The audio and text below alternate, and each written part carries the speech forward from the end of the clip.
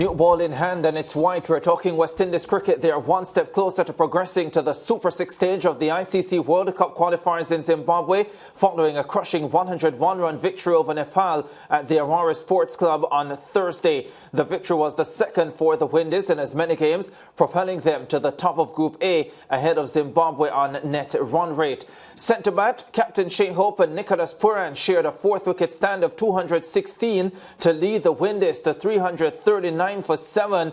They were at a precarious position, 55 for 3. Both men registering centuries, with Hope top scoring with 132, his 15th ODI ton, and Purran stroking 115, his second in 50 over cricket. For Nepal, Lalit Rajbanshi was the best bowler, taking 3 for 52. The Windies then dismissed Nepal for 238 in 49.4 overs. Arif Sheikh reached his 6th ODI half-century with 63 and Gulsan Jha added 42. Jason Holder, the pick of the Windies bowlers, 3 for 34, while Alzari Joseph, Kimo Paul and Akil Hussain each took 2 wickets. Let's have a look at the Group A table then. The West Indies atop the table on 4 points, same as Zimbabwe, but the West Indies with a better net run rate at this stage. The Netherlands, by virtue of their 5-wicket victory over the United States of America, in third ahead of Nepal. Both teams on 2 points, and the United States of America having played 3 games yet to get off the mark, and quite unlikely now that they will advance to the Super 6 stage of this tournament. Nikhil Uttamchandani is on commentary duties at the World Cup qualifiers in Zimbabwe. He joins us now to review this second outing for the Caribbean side. Nikhil, welcome. Hope you're doing well. Was this an improved performance from the West Indies? Yeah, Ricardo, it was improved. However, I would say that I look at the West Indies, especially in the field, and in both the matches, I worry that they're not being clinical enough to get the job done. Yes, I think in the grand scheme of things, let's celebrate the 339 from a rough position of 14 for 2. Well, 9 for 2 it was, 14 for 2 in the first game.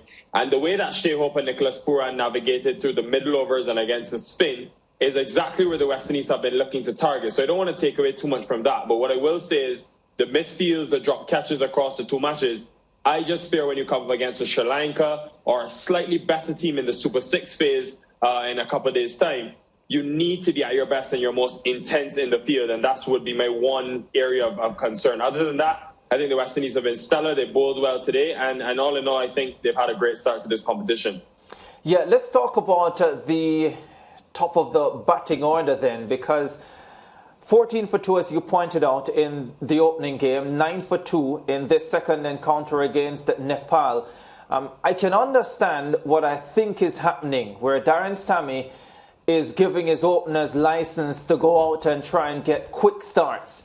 That hasn't been the case because we've lost wickets at the top. Kyle Mears hasn't come off. Brandon King got a start last night. Johnson Charles didn't, who came in at number 3. But given the situations we found ourselves in the first 2 matches, should there be a more cautious approach going forward in terms of how we set the innings up?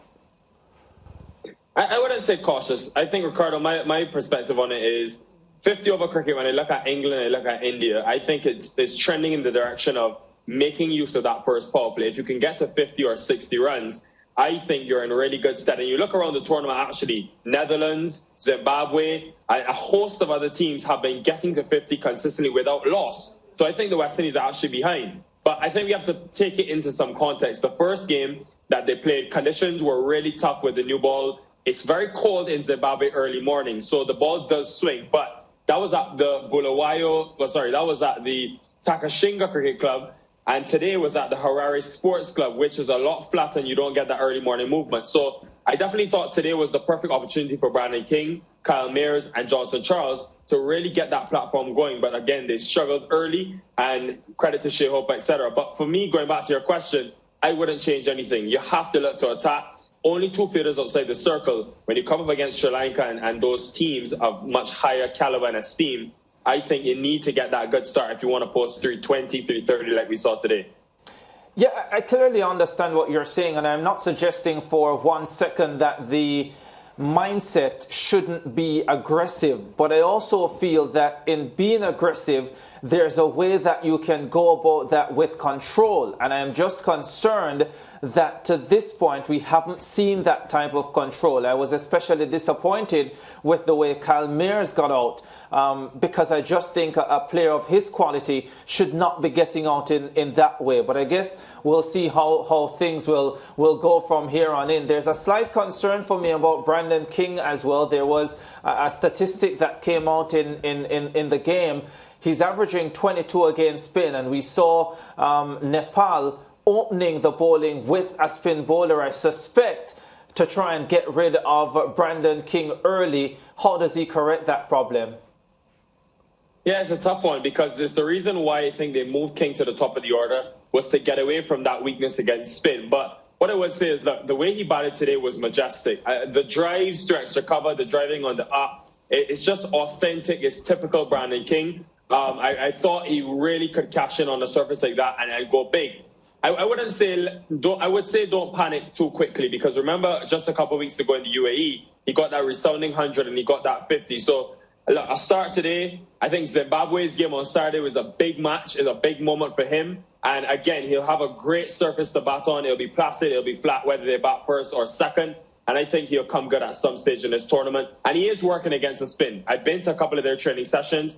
Constant working with Carl Hooper, who's, of course, in as the West Indies assistant coach, trying to combat both the off spin and the wrist spin, which he struggled against. Yeah, and of course, Carl Hooper was a brilliant player of a spin, so perfect man to be working with at this stage. Before I get into the details of that partnership between Shai Hope, the captain, and Nicholas Pooran, we can't have this discussion without talking about how different it could have been for the West Indies, because Nicholas Pooran was put down twice, including when he was on 3 and then again when he was on 54. And had those chances been taken by the wicketkeeper, we might have been looking at a completely different scenario.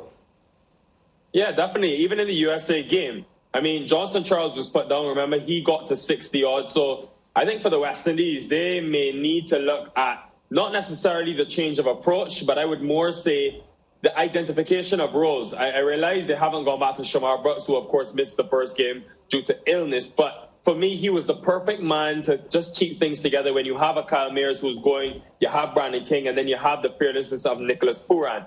And it's very valid to say that, you know, had those catches been taken, it would have challenged someone like a Robman Powell to come in and bat with 20 overs left, or even a Jason Holder. But I think with Roston chasing the team due to Yannick Carrier's injury, he got 50 in the first one-day international of this series. I think they do have the requisite depth. Like Akio was saying, coming in at number 11, I think they have the depth, especially against these associate nations, to still get to 300, you know, if they do have a rocky start. But I think to your point, they may want to just employ a bit more of a conservative approach.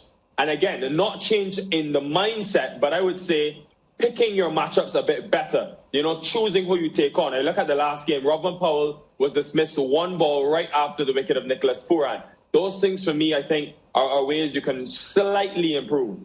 Yeah, and of course, the tempo of the partnership between Shai Hope and Nicholas Pooran is what I think has to be lauded. Pooran, 94 deliveries for his 115. Shai Hope, 129 deliveries for his 132. And especially when you think about the difficult situation that they would have come together in, you have to say we saw 2 top-notch innings. Yeah, they were class, really. But I love how they complement each other, really, because we know Pooran will be fearless, and credit to him because he's backed himself, and that is a high-risk approach that he's taking. I mean, the last game he hit the first ball for 6, but he's backing himself, and I appreciate that. He's looking for the gaps, he's finding the gaps, and he's dominating the spin. But Shai Hope, especially today, was really impressive, and it showed us a different Shai Hope. 50 from his first 73 deliveries, and then 82 runs from his next 56 at a strike rate of 146. And that, to me, is a different Shai Hope, where in the past he's striked at 70 throughout his career. This year in the 6 innings, he's gone up to 100. And that, for me, is where he's really grown. And he's spoken to me, I've spoken to him, and he's just talked about the fact that he just feels a lot better about his game. He plays within his limits, but also he's not afraid to take on the bowling, of course, which many in the Caribbean have criticized him for in the past. So it's really good to see that now he's got the captaincy, he's still able to develop his game and come down to number 4 and still produce with this consistency. Nikhil, quickly before you go, there's been a scheduling glitch we gather with the ICC World Cup qualifiers ending on the 9th of July, 3 days before the test match against India in Dominica.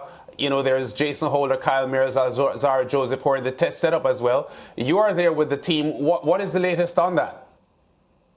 Well, some whispers that I'm hearing around the team, Lance, is that if the West Indies do qualify for that final, and they, of course, remember, if you get into the top 2, you will make the World Cup. Yes. I think there's a very good possibility you don't see Jason Holder, you don't see Alzari Joseph, and simply because of workload. Look, it could go into a situation where the last game against the Netherlands, the West Indies could opt to rest Alzari Joseph if they win against Zimbabwe and they go 3 from 3. Of course, you don't want to take too many chances because you carry over points into the Super 6. But I definitely think you will see some rest for an Alzari Joseph and a Jason Holder, especially because of the volume of overs that Joseph and Holder have bowled coming from the IPL and the importance for that India Test series. So, yeah, look out for it. It's a possibility. Yeah, we'll see what happens there, Nikhil. Thanks very much, and we continue to listen to your wonderful commentary there in Zimbabwe. We'll be chatting again soon. Cheers. Thanks a lot for having me. Yeah, Nikhil Uttamchandani, Lance, the West Indies going 2 from 2 in Zimbabwe. Yeah. As I said to Nikhil, and Nikhil is right, I was especially impressed with the performance of Shai Hope, because I thought we saw so many different aspects of his game this morning. Initially was slow to get away, but also understandable because of the situation the West Indies found themselves in. But once he got in, he was able to really increase the tempo, which he hasn't always been able to do. And I thought that was especially impressive. Yeah, and Ricardo, I'm continued to be bewildered by Shai Hope's inability to transfer his ODI batting to the test arena, because his wretched test form meant that he lost his place in the test team. But he's a player with immense quality, a lot of quality in his batting, and he's a thinking player. When you see him bat in the ODIs, you see his brain working, you see him selecting his shots he wants to play and shots he doesn't want to play. And I just hope that, you know, in the middle of his career, he can get his test game together and benefit the red ball team. Yeah, I guess one of the questions, is it time to give Shai Hope another opportunity in 5-day cricket? Well, only Desmond Haynes can answer that. We take a break. We'll be back with more on the SportsMax Zone.